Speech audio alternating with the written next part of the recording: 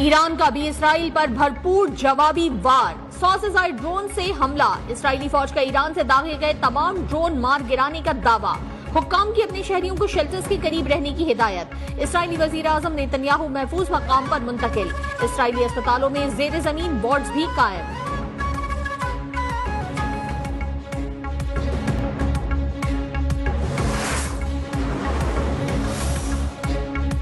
Iran का भरपूर जवाबी कार्रवाई का ऐलान। कुम की मस्जिद में इंतकाम का सुर्ख परचम लहरा दिया। अमीर हबीबुल्लाह फौज के नए सरबराह मुकर्रर। जनरल अहमद वाहिदी पासदाराने इनकलाब गार्ड्स के कमांडर इन चीफ तैनात। इसराइल सख्त सजा का इंतजार करे। ईरानी सुप्रीम लीडर आयतुल्लाह खामनाई की वार्निंग। कहा, सहूनी रियासत ने हमारी सरजमीन के खिलाफ घिनौना जुर्म किया है। ईरानी सदर ने कहा कि ईरान के साथ जंग शेर को छेड़ने के मुतरादिफ है। जौहरी सरगर्मियां जारी रखने का ऐलान।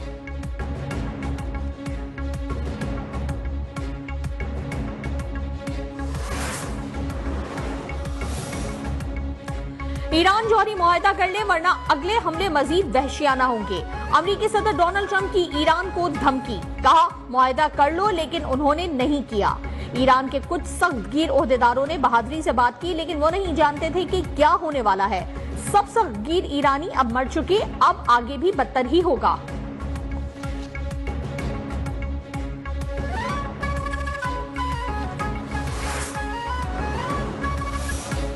आज इसराइल ने दहशतगर्दी करते हुए ईरान पर हमला किया है और ईरान के सिपहसालारान और उनके बहुत से साइंसदान इसमें शहीद हुए हैं और नुकसान पहुंचाया है और ये बैनुल-अक़वामी क़वानीन की धज्जियां उड़ा दी हैं। इसराइल का ईरान पर हमला बदतरीन दहशतगर्दी है। अमरीकी सरपरस्ती में इसराइल का आग और खून का खेल जारी है। अमीर जमात इस्लामी हाफिज सईद रहमान ने कहा, इस्लामी ममालिक जान लें, इसराइल के कदम ना रोके गए तो फिर किसी और का नंबर भी आ सकता है। अमेरिका की मुनाफिकाना तारीख गवाह है कि ये किसी को नहीं बचाएगा।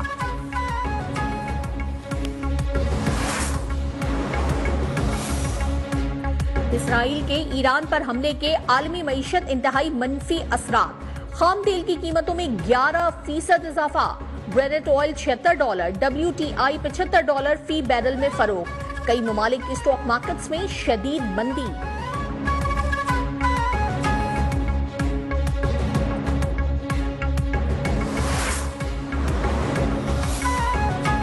हुकूमती इकदामात से मैक्रो इकोनॉमिक अशारिये बेहतर और ज़र मबादला के ज़खायर भी मुस्तहकम हो रहे हैं। महंगाई और पॉलिसी रेट में नुमाया कमी आई। पाकिस्तान माशी इस्तेहकाम के रास्ते पर गामजन है।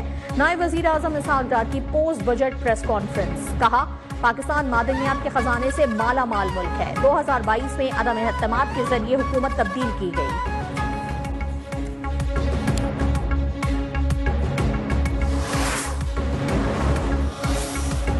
पीटीआई दौर में मईशत को तबाह किया गया, उनके बोए हुए बीज के नताइज हम भुगत रहे हैं। नून लीग के इरफान सिद्दीकी का सेनेट में इजहार ख्याल। कहा, नून लीग ने IMF को अलविदा कर दिया था, दहशतगर्दी को खत्म कर दिया था, लेकिन पीटीआई हुकूमत उन्हें वापस लाई।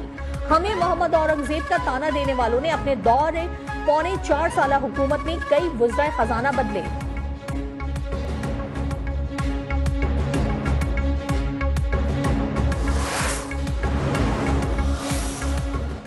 Assembly approves an increase of 12% in the ad hoc relief of employees of grade 1 to 16 and an increase of 10% for employees of grade 17 to 22. Sun assembly में 34 खरब 51 अरब का बजट पेश। ग्रेड 16 तक सरकारी मुलाजमीन की तनख्वाहों में 12%, पेंशन में 8% इजाफा। तालीम के लिए 523.3 अरब, सेहत के लिए 326 अरब 50 करोड़ रुपए मुख्तस। कराची के लिए 50 इलेक्ट्रिक बसों का बजट रखा गया। वजीर आला ने कहा कि बेनजीर हारी काट के जरिए 2 लाख किसानों को सब्सिडी और जदीद मशीनरी फराहम की जाएगी।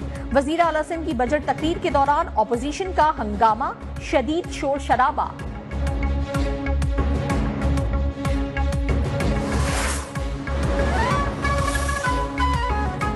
सूबाई बजट किसी सूरत कबूल नहीं। वजीर खजाना ने कहा था कि ऑपोजिशन की सिफारिशात शामिल करेंगे।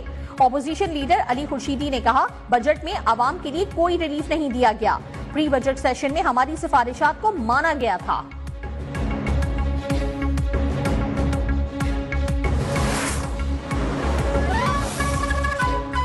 सूबाई हुकूमत ने बजट में आवाम को मुकम्मल रिलीफ देने की कोशिश की।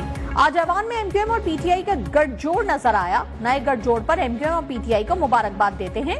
सीनियर वजीर शर्जील मेमन ने कहा, अपोजिशन की ऐवान में गैर संजीदगी नजर आई। सूबाई वजीर नासिर शाह ने कहा कि मुराद अली शाह ने सियासी तौर पर सूबे से एमक्यूएम का सफाया कर दिया।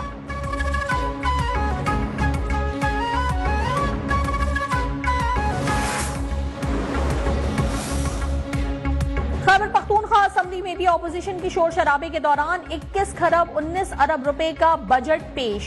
सूबाई महसूलात का हदफ 129 अरब रुपए तजवीज। सेहत का बजट 232 अरब से बढ़ाकर 276 अरब रुपए कर दिया गया। आला तालीम का बजट 36 अरब रुपए से बढ़ाकर 50 अरब रुपए मुकर्रर। माहौल दोस्त इलेक्ट्रिक गाड़ियों की भी रजिस्ट्रेशन फीस खत्म।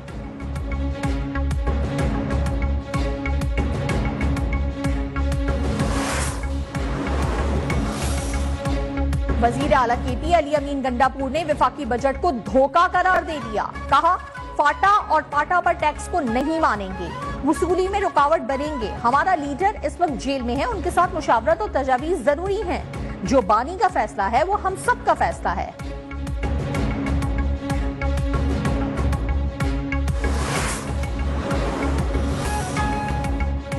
जमहूरिया चेक में जारी वर्ल्ड बॉक्सिंग चैलेंज में पाकिस्तान की खातून बॉक्सर छा गईं। लावरा अकरम ने फलस्तीनी हरीफ को हराकर सेमीफाइनल के लिए क्वालिफाई कर लिया।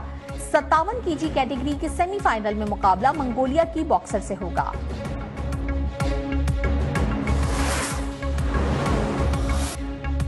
और शहनशाह गजल मेहदी हसन को मद्दाहों से बिछड़े 13 बरस बीत गए। उनकी आवाज, उनका अंदाज और उनकी गजलें आज भी मद्दाहों के जहनों में ताजा हैं।